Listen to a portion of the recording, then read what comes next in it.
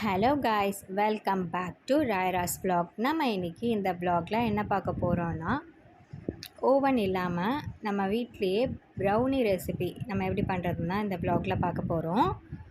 வீடியோவை ஸ்கிப் பண்ணாமல் பாருங்கள். இந்த ப்ரௌனி ரெசிபி செய்கிறதுக்கு நான் 3 முட்டை உடச்சி இதில் ஆட் பண்ணியிருக்கேன். அது கூடவே 100 கிராம்ஸ் போல் பட்டரு, எல்லாமே ரூம் டெம்பரேச்சரில் இருக்கணும். நல்லா பீட் பண்ணிக்கோங்க. உங்கள்கிட்ட ஹேண்ட் பீட்டர் இருந்ததுன்னா அது கூட எலக்ட்ரிக் பீட்டர் வச்சு பீட் பண்ணிக்கலாம். அதுக்கப்புறமா அரை கப் போல் நாட்டு சர்க்கரை எடுத்திருக்கேன். அரை கப் போல் நார்மல் ஒயிட் சுகரு.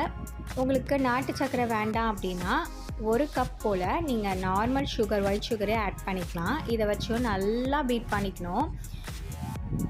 லம்ஸ் இல்லாமல் பீட் பண்ணிக்கோங்க. 1 டேபிள் ஸ்பூன் போல் வெண்ணிலா எசன்ஸு அதையும் ஆட் பண்ணிவிட்டு நல்லா பீட் பண்ணி கொடுத்துக்கிறேன். இப்போ நம்ம மைதா 1 கப்பு ஆட் பண்ண போகிறோம்.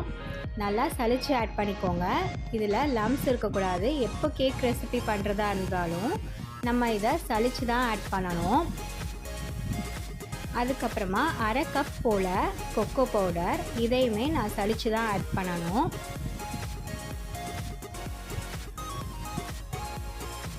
இது நல்லா மிக்ஸ் பண்ணிக்கோங்க. ஒன்று சேர மெதுவாக ஒரு பக்கமாக மிக்ஸ் பண்ணுங்கள். லம்ஸ் எதுவும் ஏர் பபிள்ஸ் எதுவும் ஃபார்ம் ஆகக்கூடாது. அப்படி பபிள்ஸ் ஃபார்ம் ஆகிற மாதிரி இருந்ததுன்னா கேக் சரியாக நமக்கு வேகாத மாதிரி இருக்கும். அந்த இடத்துல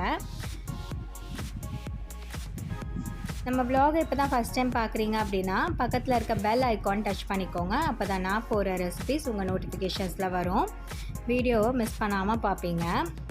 கேக்கோட கன்சிஸ்டன்சி எப்படி இருக்கணும்னு பார்த்தீங்கன்னா இந்த மாதிரி நல்லா சாலிட் கன்சிஸ்டன்சியாக, லைட்டாக அந்த வாட்டரியாக இருக்கக்கூடாது. இந்த மாதிரி நம்ம விஸ்க் வச்சு எடுத்தால் இந்த மாதிரி விழணும்.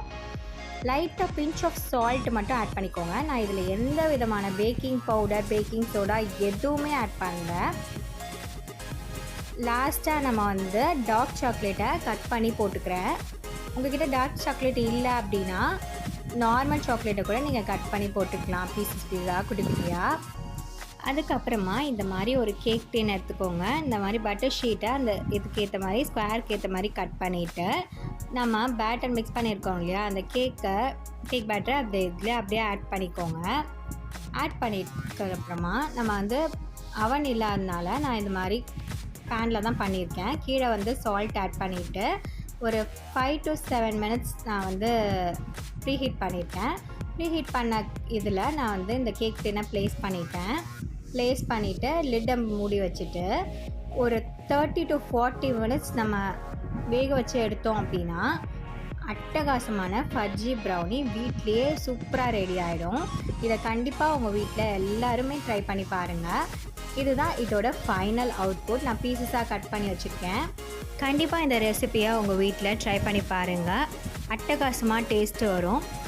இந்த வீடியோ உங்களுக்கு பிடிச்சிருக்கு அப்படின்னா ஒரு லைக் பட்டன் தட்டி விட்டுருங்க. மறக்காமல் ராயரா vlog-ஐ சப்ஸ்கிரைப் பண்ணுங்கள். உங்கள் ஃப்ரெண்ட்ஸ் அண்ட் ஃபேமிலி மெம்பர்ஸ்க்கு என்னோடய vlog-ஐ கண்டிப்பாக ஷேர் பண்ணுங்கள். இதோட இந்த ரெசிபி வீடியோ முடியுது. இன்னொரு ரெசிபியோட இன்னொரு vlog-ல நான் உங்களை மீட் பண்ணுறேன். அது வரைக்கும் தேங்க்ஸ் ஃபார் வாட்சிங். Take care. பாய்.